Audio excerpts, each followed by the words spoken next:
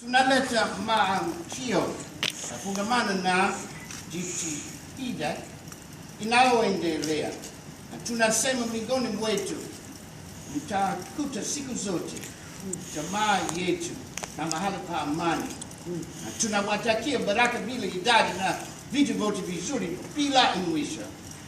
On behalf of our organizations that represent BCCLA and the African American Culture Center, the Black Culture Community and Labor Line, we bring you greetings of solidarity and continuing struggle. And we say that among us you will always find your family in a peaceful place, and we wish for you blessings without number and all good things without end. And we bear witness as an African people that as our beginning was great and good, so shall our development to our eternity be, if we dare struggle, speak truth, do justice, and walk in the way of righteousness. Hotel. Ashe. Let me start off by also saying Asante Sana, thanks very much to Reverend Saul and all those who worked with him to bring us here to this place, so that we can do that which is necessary, what is vital to push the lives of our people forward, to secure justice, and to create a future worthy of the name African and human for those who come after us.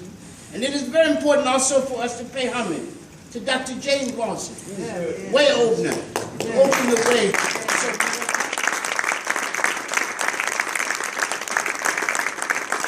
And taught us good and righteous ways to walk in the world. It is a heavy and hard gained and well-learned lesson of history, that regardless of the major and minor gains or setbacks along the way, the struggle must continue until the ultimate victory of our people is won, until we create the just and good society we all want and deserve to live in. Everyone deserves a place in which they can live a life of dignity and decency, in which they can be secure in their person, and in which they will not have to fear for the future of their children or the safety of their own person. Come on, please. And that means struggle. There is no alternative to struggle. If there is a message, it is struggle. We say struggle is the most characteristic aspect of the human personality. We struggle to come into being. That's called birth. We struggle to make the most out of being. That's called life. And we struggle not to go out of being. That's called the quest for immortality. So we must struggle. And we have to throw away all illusions and prepare for a long and difficult struggle. So regardless of the grand jury verdict in Ferguson, the struggle must and will continue. We must intensify, expand, and ultimately triumph.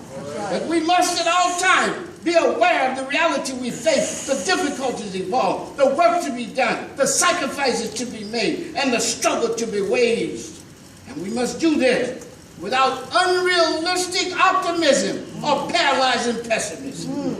As Amilcar Cabral, one of the great thinkers of our time, has taught us, we must always face the future with optimism, but without losing sight of realities, and particularly of the special difficulties of our struggle. And this means our struggle must be waged on all levels of the life of our people. And that means that, as he said, we must mask no difficulty, tell no lies, and claim no easy victories. If we are to wage struggle on all levels of life of our people, then we must never over-focus on one issue, or on one issue within a larger issue. And we must not fail to continuously link every issue to our larger struggle. And that struggle is to live a good and meaningful life in dignity, peace, and security. To experience our lives moving forward and to ensure a safe and flourishing future for our children. And yet sometimes the swift and powerful currents of events can divert and disarm us. And so it happened without our knowing it or even noticing the shift of focus from the larger struggle for justice and against police violence to that of waiting for and responding to the grand jury's anticipated verdict of indictment or non-indictment of the police who killed young Michael Brown. Surely we knew we had other issues, but somehow they shifted our focus to just the verdict As if we didn't have this long list about civilian review board, right? About not being taxed for just driving in the street. Yeah. About profiling, about civilian review board. We had so many issues, and we started talking about verdict. That's right, man. And we went into a long thing. We had a national cause and plans for post-verdict demonstration, post-verdict safe house, post-verdict sanctuary to mourn and meditate, post-verdict medical teams for emergency, post-verdict rules of engagement for interaction of the police and the people, post-verdict councils, commerce, and call it to peace. That's some serious post-verdict focus. Let me tell you this. One of the greatest capacities of any society is the capacity to define reality and make others accept it even when it's to their disadvantage. So once they move from the verdict and won that, then they get us to talk about Mike Brown's history. And about the innocence of this 6 foot, 240-pound man pretending he's scared. And he got a gun. Come on, pretend. Just think about that. But the multi-headed media can make you begin to discuss that and get off the issue of struggling to create a free space, a safe place, a sanctuary for a life worth living. And we must go back to that. Cannot be simply talking about peace. Cannot simply be talking about why did they do that? What do you mean, why did they do that? Why did he do that? Good question. We can't move over what's been done to us to discuss what some people do in response. That's right. You can't do that. It's not just, it's not fair, right? So clearly, it's good to see us mobilized and organized around issues of importance to us. And the concern about the verdict and our rapid response to it, you know, was important, right? But at the same time, we have to have a vision beyond that. Right. And we can't let people turn the spotlight on us and get it away from them. All right. Oh, y'all be killing each other. Well, 88% of the white people that are killed are killed by white people. That's right. All right. That's right. Now, good. He got a few more points like 93, but is that the issue? What are we talking about that? All life is valuable. That's right.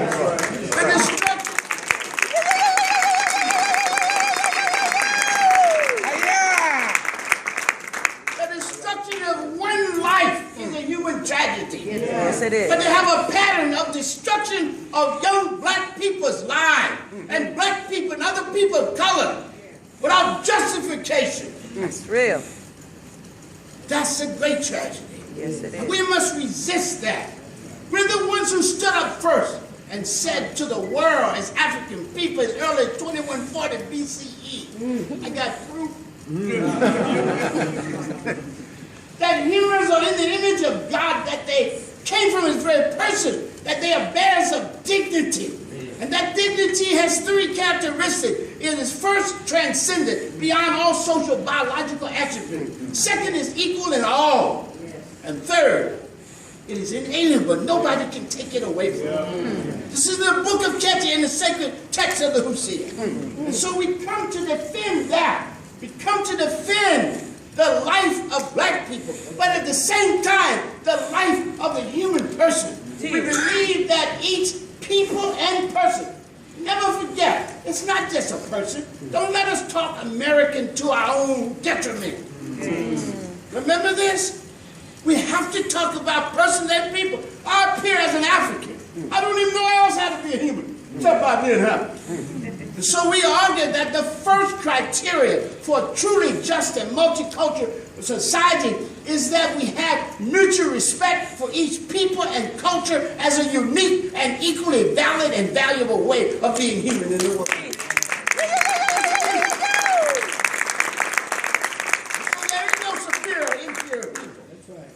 They're just people. People that have different ways of being human, who speak beautiful truths, who have within them the diversity we claim to love and cultivate.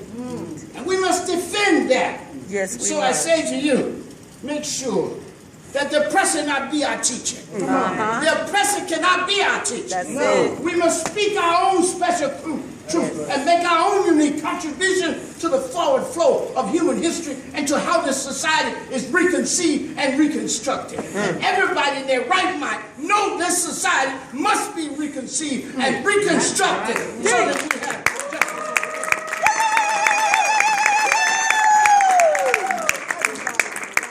So we say this. 3 things I want you to go with. Hold our ground. Hold our ground. Hear what I said? Hold our ground. Second, build on and expand our gains.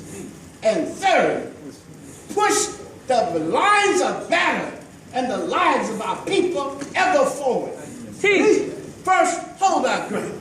What is our ground? Our ground is a human ground. Our ground is a ground of justice. Our ground is the defense of the human person in all their diversity. They shoot me because I'm black.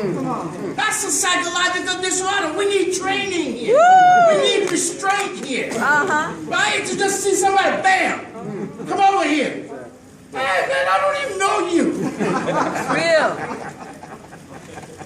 So you're going to take a test on me now because you got a piece. Okay, maybe I can play it later. You don't want that, do we? We don't want to go back to what they used to call the Wild Wild West. Oh, y'all not laughing. But you know, you can't provoke these things and then be concerned, Reverend White, you know this is right. You can't provoke these things and then pretend you surprised they happen. No. Is not this the teaching, Reverend Smart? Follow peace with all men and women. Am I wrong in asking that? No. If you want peace, you must be peaceful. That's it. Justice.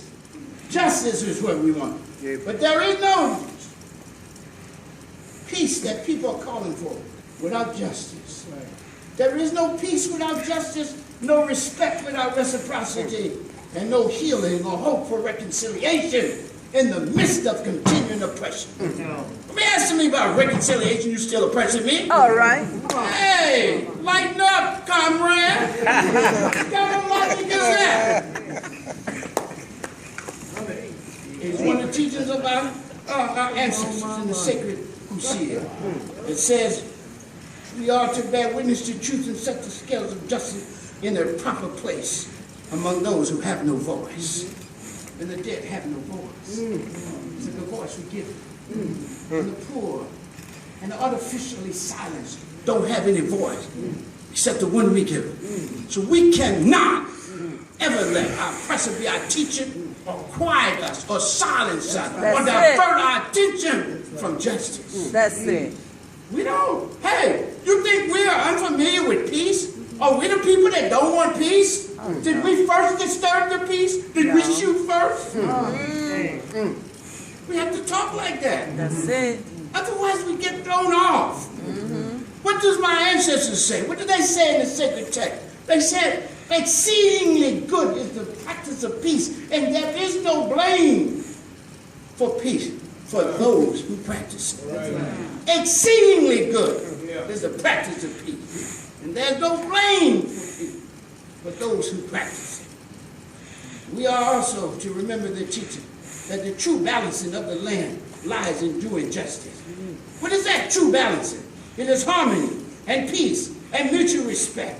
All of that lies in doing justice. Without justice, there is no harmony, there's no peace, there's no mutual respect, and there's no security for either the oppressed or the oppressor. The oppressor has no right to be secure if the oppressor is insecure. That's real. I know that sounds like 60s, but guess what? That's where I'm from.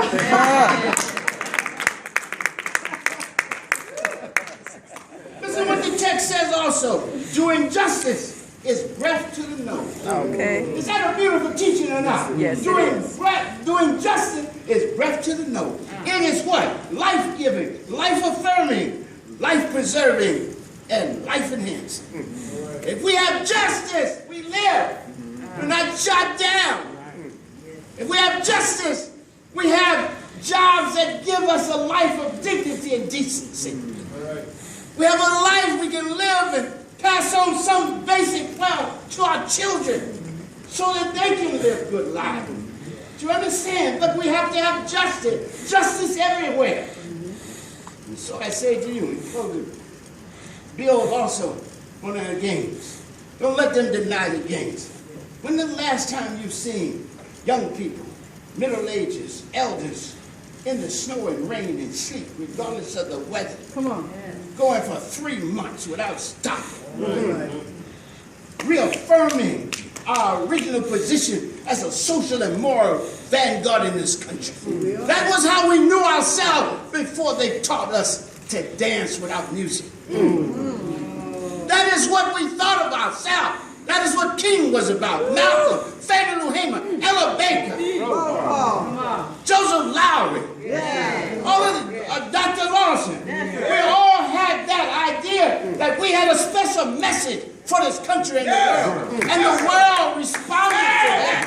And they saw it as a model. And so it was in Africa, in Latin America, in China at the Democratic War, in Palestine, in Eastern Europe, in Haiti, and in the Arab Spring. They sang our song, borrowed our moral vocabulary and our moral vision, and posed our struggle as a model to emulate. We cannot forget that.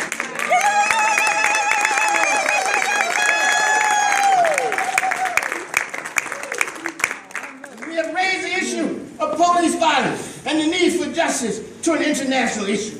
All over the world, people are watching and weighing what we do. They're inspired by our courage and our commitment. They're informed by the experience, and they are reaffirmed in their own struggle to secure justice, achieve a just peace, and live a life of good, of dignity, and meaning. And they reaffirm, I repeat, our role as a moral and social vanguard. And finally, let us push the battle lines and the lives of our people ever forward. We're struggling for a new world. Yes, we are. A new way of being human in the world. Other people before had a chance to unite the world. They decided instead to enslave it, to conquer it, to commit genocide against the Native American, to enslave the African, to engage in brutal suppression of the labor of the Asian, to conquer and dispossess the Mexican. Excuse me if I'm wrong. No. You can't pretend that didn't happen. We just started all up in a more perfect union that wasn't perfect. It can't be more perfect till it is perfect. Go ahead, Mom. I like Obama, but hey. In the face of oppression, listen, in the face of oppression, there's no real remedy except resistance. No strategy worth its name that does not privilege and promote struggle. And no hope for our people or the world or our descendants except a radical and relentless struggle to restructure the established order of things and carve out of the hard rock of reality a just and peaceful, life-affirming, life-enhancing place in which we can live, love, and flourish freely. This is our duty then, to know our past and honor, to engage our present and improve it, and to imagine a whole new future, and to forge it in the most ethical, effective, and expansive way. Thank you.